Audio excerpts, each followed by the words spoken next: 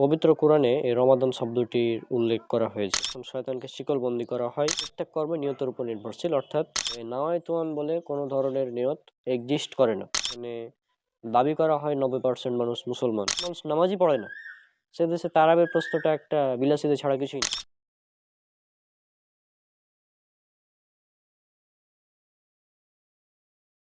আসসালামু আলাইকুম রহমতুল্লাহি ওয়া বারাকাতুহু। আমার নাম মুবাশশিরুল ইসলাম এবং আমার সাথে আছে মোহাম্মদ মুসাব্বিরুল ইসলাম, আমার বড় ভাই।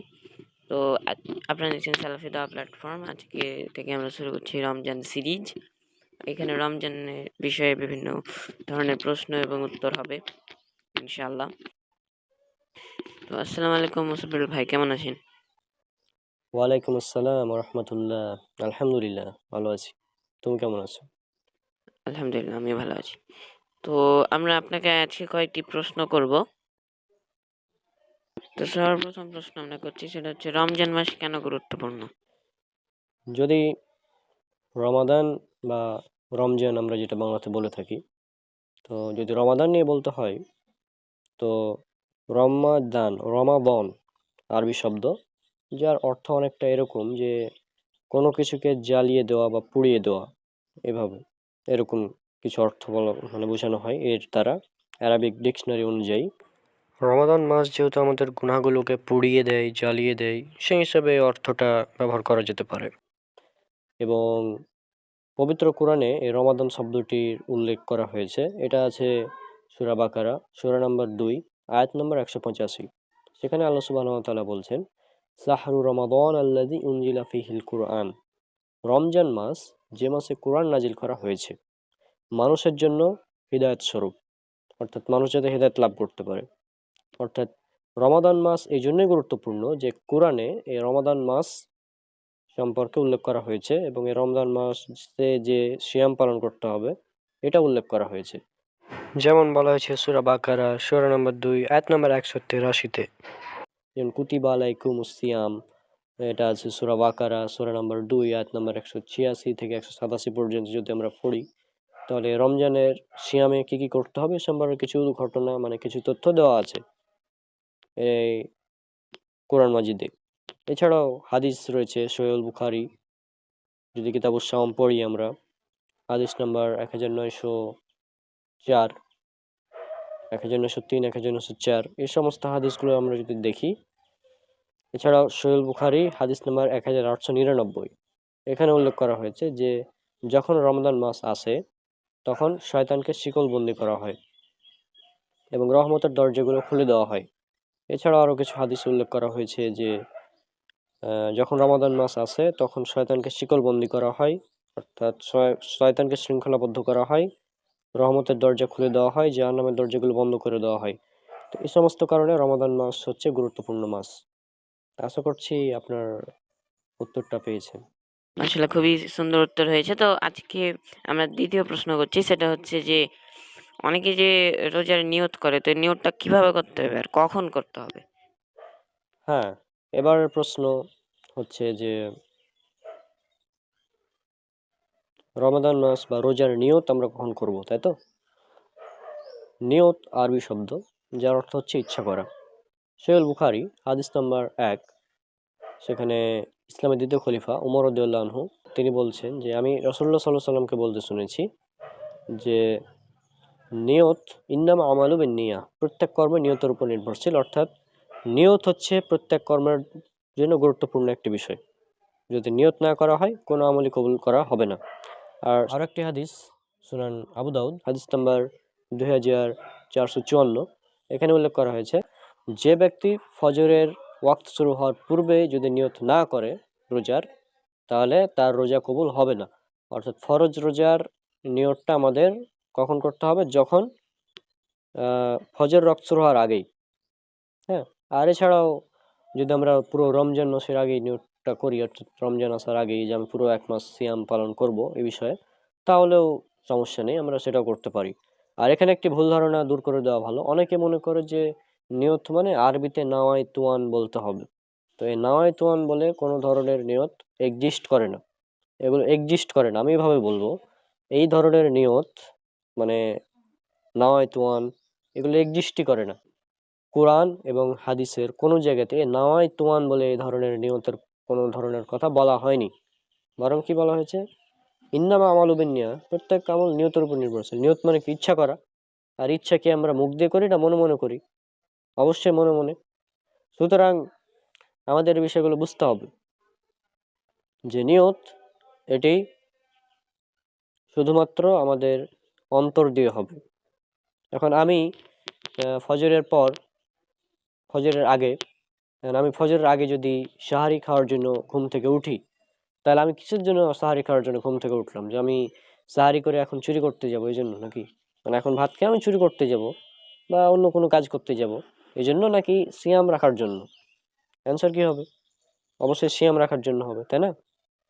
তো এটা তো বিষয়, যে আমি যে ঘুম থেকে উঠলাম সাহারি করার জন্য, এটা তো আমার নিয়ত। কিন্তু একটা গুরুত্বপূর্ণ পয়েন্ট, কোনো আমলই কবুল হবে না নিয়ত ছাড়া। তাহলে মানুষকে দান করার আগে আপনি কোন নিয়তটা পড়ে থাকেন আরবিতে? একটু আমাকে বলে শোনাবেন। যারা দর্শক দেখছেন তারা একটু বলবেন যে কোন নিয়তে আপনি পড়েন দান করার আগে মানুষকে। লাজবাব। তাহলে আমরা বুঝলাম যে নিয়ত এটি শুধুমাত্র আমাদের অন্তরে হবে, মুখে উচ্চারণ করা যাবে না। আর নাওয়াইতুয়ান আসুমা গাদাম যে নিয়তটা রয়েছে, বিশেষ করে রোজার বা সিয়ামের, এখানে কি বলা হয়, এর বাংলা অর্থ কি? আমি আগামী কাল সিয়াম পালন করব, মানে আজ না। আমি সাহারি খাচ্ছি আজ, অথচ বলছি কি আগামী কাল সিয়াম পালন করব, মানে তার সিয়ামটা বাতিল হয়ে যাবে এই নিয়ত করার কারণ, মানে নিয়ত বলার কারণে। আশা করছি অ্যান্সারটা পেয়েছেন যে নিয়ত আমাদের করতে হবে ফজর রক্ত আসার আগে। হ্যাঁ, উত্তরটা খুবই ভালো হয়েছে। তো এরপরে আমরা প্রশ্ন করছি, সেটা হচ্ছে যে র- রমাদান মাসের খুবই গুরুত্বপূর্ণ একটা নামাজ আছে, ইবাদত, সেটা হচ্ছে তারাবি। তো তারাবি সম্পর্কে কিছু বলেন। মানে মানুষ তো রমজান আসলে ঝগড়া লাগায় যে তারাবি রাকাত নিয়ে, এ ব্যাপারে কিছু বলেন। হ্যাঁ, যখনই রমজান মাস আসে তখন এই বিষয়টা নিয়ে খুবই, মানে আমরা দেখতে পাই বাড়াবাড়ি চলে। তারাবি কত রাকাত পড়বো? আমি এখানে বলতে চাই, বাংলাদেশ এমন একটি দেশ যেখানে দাবি করা হয় 90% মানুষ মুসলমান, কিন্তু আমাদের আব্দুল্লাহ জাহাঙ্গীর রহমতুল্লাহ স্যার তিনি বলতেন, যে দেশের 95% মানুষ নামাজ পড়ে না, যে দেশের 99% মানুষ কোরআন পড়তে জানে না, হ্যাঁ, যে দেশে 99.99% মানুষ কোরআনের অর্থ বুঝে, মানে কোরআন বুঝতে পারে না, পড়তে পারলেও কোরআন বুঝতে পারে না, সে দেশে যদি এই ধরনের প্রশ্ন করা হয় যে তারাবি কত রাকাত পড়বো, মানে মানে যে দেশের মানুষ নামাজই পড়ে না সে দেশে তারাবির প্রশ্নটা একটা বিলাসিতা ছাড়া কিছুই না, তাই না? কারণ তারাবি হচ্ছে একটা নফল সালাত বা সর্বোচ্চ সুন্নাত। কোনো মাঝহাবের কেউ এটাকে ওয়াজিব বলেনি, হয় সুন্নাত না হয় নফল। আর নফল নামাজই সুন্নাত হয়ে থাকে সাধারণত রেগুলার করলে। আর তারাবির রাকাত সংখ্যা নিয়ে যদি বলতে হয় তো তারাবির রাকাত সংখ্যাটা আসলে গুরুত্বপূর্ণ না। সুনান তিরমিজি 806 নম্বর হাদিস, সেখানে ইমাম তিরমিজি রহমাহুল্লাহ তার হাদিসের শেষে, তিনি ইমাম তিরমিজি রহমাহুল্লাহর একটা মানে বৈশিষ্ট্য, তিনি তার প্রতিটি হাদিসের শেষে নিজস্ব কিছু ব্যাখ্যা তিনি উল্লেখ করেন। তো তিনি তার ব্যাখ্যাতে উল্লেখ করেছেন যে মদিনাবাসী তারাবি পড়তো 41 রাকাত। তারপর অনেক আলেমের মতে তারাবির রাকাত সংখ্যা 20 রাকাত। হ্যাঁ, তারপর আবার বলছে যে মদিনাবাসীদের অধিকাংশকে আমি পেয়েছি 41 রাকাতের উপর। আবার ইমাম শাফি রহমাহুল্লাহর একটি বক্তব্য যে মক্কাবাসীকে আমি দেখেছি তারা 20 রাকাত তারাবি পড়তেন। এভাবে হাদিসে মানে বর্ণনা উল্লেখ করা আছে সেখানে। হুম। আর যদি রাসূলুল্লাহ সাল্লাল্লাহু আলাইহি সাল্লামের তারাবির কথা বলতে হয় তো সহিহুল বুখারী হাদিস নাম্বার 1147, এটা তাহাজ্জুদ অধ্যায়। এছাড়াও সহিহুল বুখারী হাদিস নাম্বার 2013, যেটা হচ্ছে তারাবি অধ্যায়।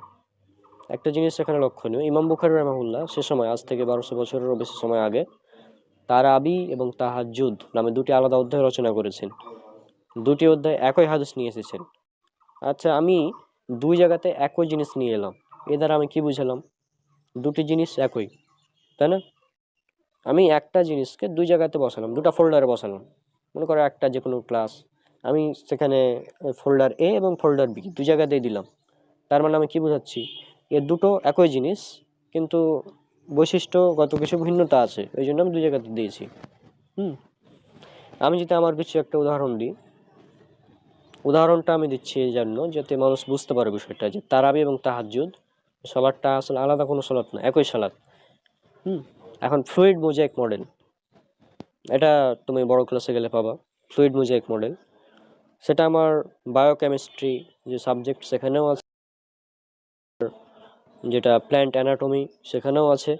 হ্যাঁ, তো দুই জায়গাতে আছে। তো আমার একটা সাবজেক্ট প্ল্যান্ট অ্যানাটমি এবং বায়োকেমিস্ট্রি, দুই জায়গাতেই আছে ফ্লুইড মোজাইক মডেল।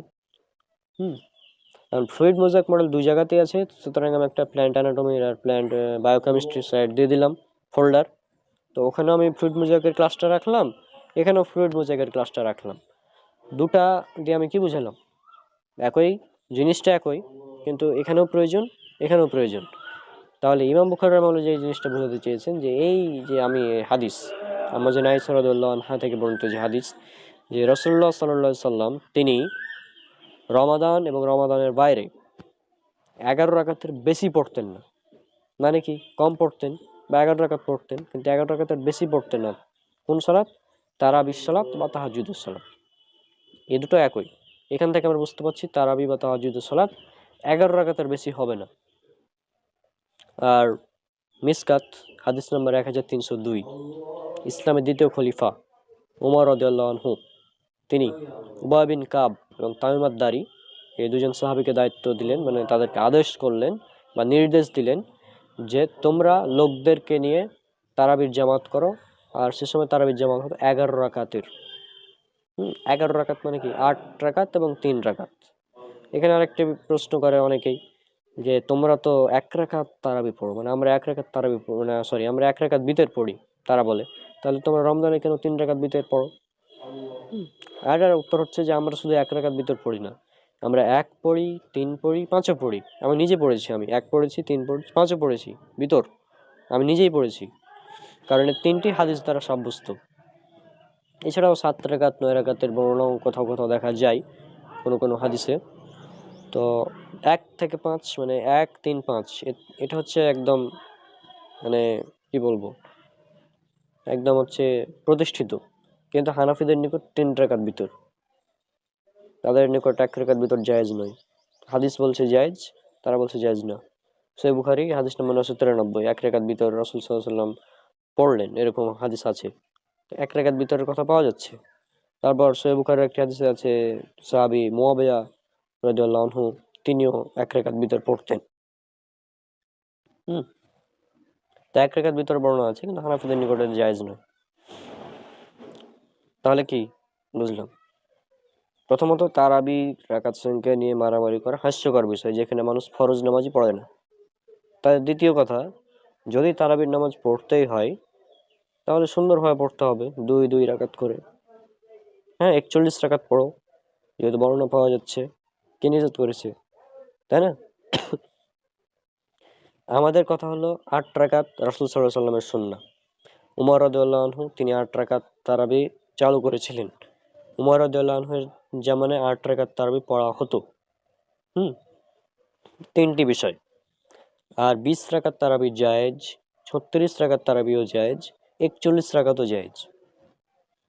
এ হচ্ছে কথা তারাবি নিয়ে। আমি আর এই বিষয়ে কিছু বলতে চাচ্ছি না। মনে হচ্ছে আলোচনাটা দীর্ঘ হয়ে গেল আজকের। তারপর আজকে আমরা বিদায় নিতে চাচ্ছি, কি বলো? তো আশা করছি আপনারা আজকের প্রশ্নোত্তরে উপকৃত হয়েছেন। আজকের এপিসোডে পর্যন্ত। আসসালামু আলাইকুম রহমতুল্লাহি ওয়া বারাকাতুহু।